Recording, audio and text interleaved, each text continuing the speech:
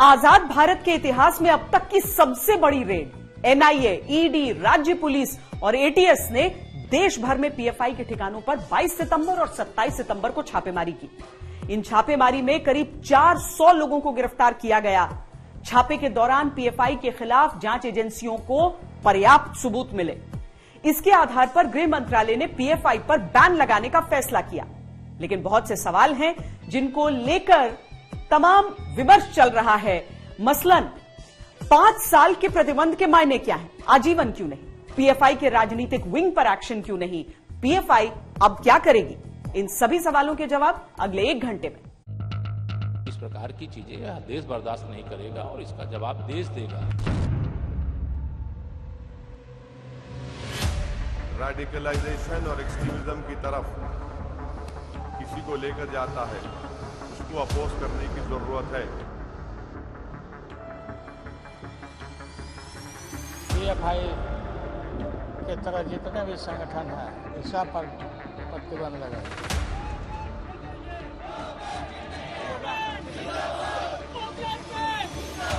ED और NIA बिल्कुल tool बना हुआ है इस वक्त।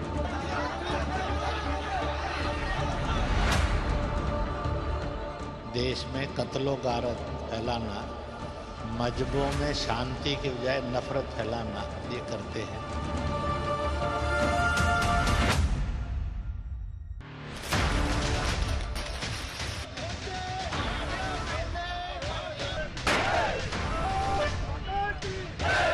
भारत के खिलाफ कोवर्ट ऑपरेशन करने वाले संगठन पर ताला। हम देश के साथ हैं और देश की सुरक्षा के साथ हैं और हम यही कहते हैं कि हर काम को हमें संविधान और कानून के दायरे में करना चाहिए। कानून के दायरे से उठकर किसी को कोई काम करना नहीं चाहिए। लेकिन साथ ही मैं ये बात भी कहूँगा कि गवर्नमेंट ने एहतियातन उनके ऊपर अगर बैन लगाया है तो अभी जब तक अदालत उनको मुजरिम साबित न कर दे, हमें मुजरिम उनको नहीं कहना चाहिए।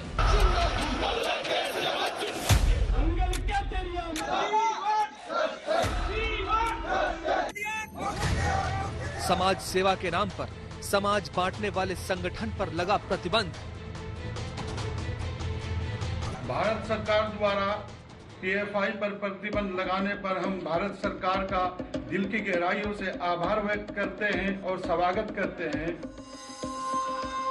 भारत में रहकर भारत को भीतर से खोखला करने वालों पर बैन। ये सराहनीय कदम है और इस तरह के कदम असल में अगर पिछली सरकारों में भी उठते तो देश को जो है बहुत फायदा होता। देश की एकता, अखंडता, संप्रभुता को बहुत लाभ होता। इस्लामिक स्टेट का ख्वाब, ग़ज़वाए हिंद की ख्वाहिश, मुस्लिम ब्रदरहुड की विचारधारा सारी धरी की धरी रह गई जब राष्ट्रीय जांच एजेंसी, प्रवर्तन निदेशालय, एंटी टेरर स्क्वाड और राज्य पुलिस फोर्स ने साझा ऑपरेशन करके पॉपुलर फ्रंट ऑफ इंडिया के मंसूबों पर पानी फेर दिया।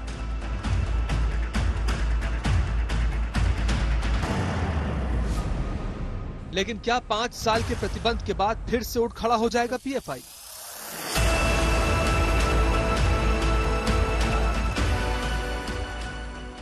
इसको तो अभी देखना पड़ेगा, लेकिन ये प्रयास अवश्य करेंगे। 5 साल का बैन का मतलब ये नहीं कि 5 साल के बाद बढ़ाया नहीं जा सकता।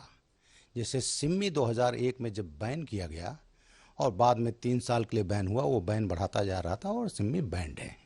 इसी तरह से अगर इनकी गतिविधियां चालू रहेंगी तो 5 साल के बाद भी बढ़ाया जाएगा। अगर अदालत में आरोप साबित नहीं हुए तो क्या तमाम इल्जामों से बरी हो जाएगा पीएफआई? भारत सरकार ने तब तक बैन नहीं किया जब तक उनके पास सफिशिएंट एविडेंस ना हो जाए जिससे कोर्ट में टिक सके। और वो जो कार्रवाई की गई, पूरे देश में एक साथ छापे मारे गए, डॉक्यूमेंट्स मिले, गिरफ्तार लोग हुए, उनको रिमांड पर लिया, उनके रिमांड में तमाम चीज़ें निकल कर आ रही हैं, तो वो पूरा एविडेंस जब इकट्ठा हो गया तब भारत सरकार ने इसको बैन किया। इसलिए कोर्ट में अगर ये जाएंगे और जरूर जाएंगे, उनको कोई रिलीफ नहीं मिल पाएगी। गतिविधियां देश के खिलाफ तो आतंकवादी संगठन के तौर पर कार्रवाई क्यों नहीं? पीएफआई जो बना 2006 में, इन्होंने मीटिंग की, मोदी जी को मारने का प्रयास किया बिनानीपुरम में दिसंबर 2007 और जनवरी 2008 इनके ट्रेनिंग कैंप चले और उसी के तहत इन्होंने वो घटना कराई थी अहमदाबाद ब्लास्ट 26 जुलाई 2008 को। तो इस तरह से उसकी कमर तोड़ दिया गया हम लोगों ने। और उसके बाद सिम्मी की गतिविधियों पर भारत सरकार, जब मोदी सरकार आती है तो नज़र रखी गई और नज़र रखते रखते इनकी जब एविडेंस इकट्ठा हो गया, इसके बाद छापे मार करके तब एविडेंस इकट्ठा करके तब इसको किया गया।